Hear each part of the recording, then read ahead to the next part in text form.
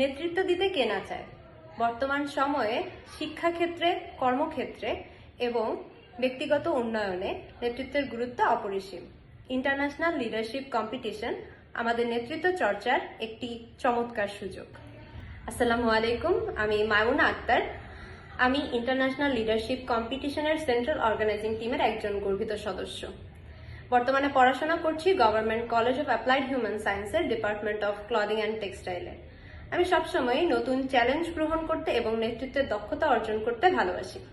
এরই দরুন বিভিন্ন প্রজেক্টে এবং ইউনিভার্সিটির বিভিন্ন ভলান্টিয়ারিং প্রোগ্রামে কাজ করার অভিজ্ঞতা হয়েছে।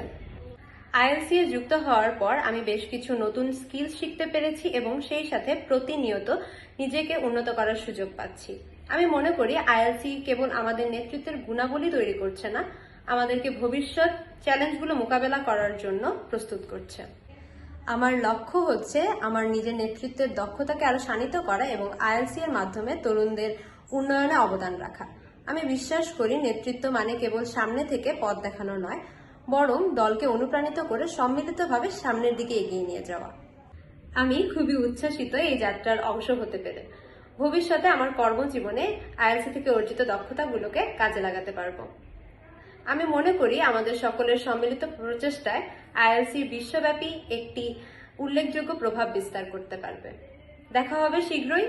সেই পর্যন্ত সকলেই ভালো থাকুন, সুস্থ থাকুন, আইএলসি এর সাথেই থাকুন। ধন্যবাদ।